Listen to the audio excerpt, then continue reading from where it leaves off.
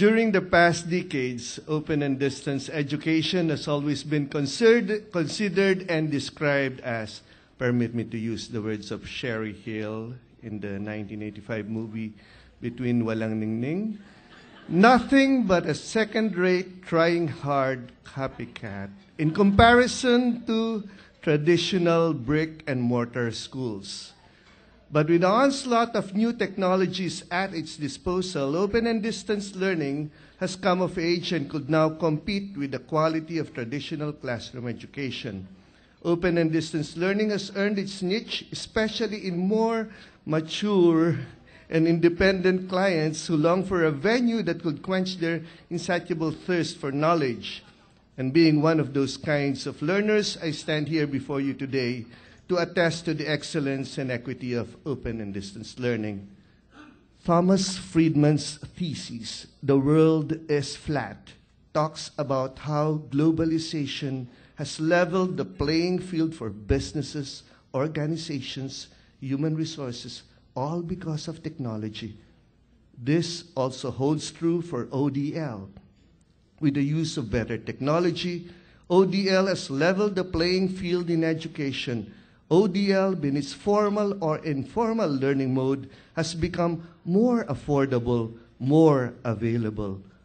One can avail of it when it is convenient, either in terms of one's time or one's finances. Thus, open and distance learning transcends time as a limit to the experience of learning. This competitive edge, in the words of Gary Valenciano, is the sana maulit muli advantage. There is nothing now that can hinder someone to continue learning for the rest of one's life. With open and distance education, learning never stops. By the way, I heard UPOU will soon be offering its new PhD programs fully online. I'm sure that I'm not the only one excited about this. Let's hope that it is not offered when we are already senior citizens, because by that time our spirit will still be willing, but our flesh will have succumbed to Alzheimer's already. Following up on what Friedman wrote, one can only flourish in this flat world with the right imagination and right motivation. Let us be part of a generation that wakes up each morning not only imagining things could be better, but acting on that imagination every day. Let us not dream of being better educated. Let us go and start learning today through the many avenues of open and distance education. Thank you. To tell you frankly, I'm not really used to speak in such big crowd. That's why it took me 2 weeks to respond to Ma'am Hermosa's invitation to speak in this conference. I'm not only nervous, I'm terrified.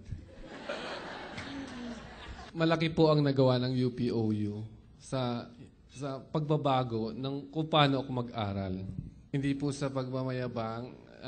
I just learned last Tuesday that I am among the university scholars ng UPOU. Kaya ko lang po sinasabi ito dahil kasi po, para po mabigyan ng emphasis yung pagbabago ko. Pero hindi po ako nagyayabag.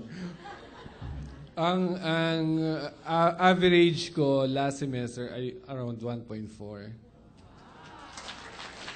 But when they were given 2 new problems similar to the matchstick problem, the understanding group performed much better than the memorization group. Masasabi ko po na ang UPOU ay may ganitong uri ng paraan ng pagtuturo. Kahit na may mga modules na nagtuturo ng leksyon sa mga estudyante, sa paraang self-study na pinagdaraanan ng mga distance learners, mas natututo sila dahil sila mismo ang dumidiskubre ng mga dapat nilang matutunan. Sa ganitong paraan, mas nagiging malalim ang kanilang pag-intindi sa kanilang pinag-aaralan. Maraming salamat po. I wasn't only proud and honored to be invited to be a speaker, a guest speaker here, along with Father G and Alvin, who, you know, I've had the pleasure of meeting only today, and who have added, I just need you to know that you have added to my, you are now part, the two of you are now two of my dagdag sa inspirasyon to go on with school. I wasn't only honored and proud to be invited over here, but I was truly, truly pleased, because usually, as I said earlier, when I go somewhere and in front of a huge crowd and it's a press conference, for example, it's usually to talk about a current movie that is showing or about to show, or a concert that I'm going to be doing in a couple of weeks, or a new CD, or my TV show. I'm just so happy that today I'm going to have the chance to talk about my education and my educational background, because that's a, you know, in show business, well, my husband and I, we joke about it, you know, a lot of people seem to think this way. Why bother with the truth when something fabricated sounds more interesting? So I was enrolled in St. Paul College, Pasig. I'm proudly laking madre. So many people have asked me, why did you decide to go back to school when you did? Like I said, in 1997, my husband went to Boston, so I went with him. He said, you don't have to come, it's only for a year, for his master's in public government in Harvard. When we all got to Boston, my daughter and my husband were both in school, and I had always, always, always loved being in school. In IS, I was close to being a nerd already. I didn't even have a barkada. I had a lunch partner. Her name's Mary Beth. She was a year older, but it was very weird that in the summer, we would not even bother to call each other, but in school, at least I knew I had someone to have lunch with, and I would just carry my books and go to work. I already knew that I was going to try to find a way to go back to school somehow, because so many people had already told me, including Miss Amalia Fuentes, that there are community colleges in the States, you know, anybody that even, any adult that wants to pursue further studies or finish up will always be given opportunities to do so. When you have an education, you kind of have an edge already. People like me who are in show business and succeed somehow, because success really depends on what you perceive it to be. And so that's why when people say, why did you go back to school? You know, your people go to school so they can find a job after or put up a business, and you're just doing it the other way around. And I say, because this is for me. There's one thing about being in school, because you have to be, because your parents are pressuring you, or because you have to finish up because you're the breadwinner of the family.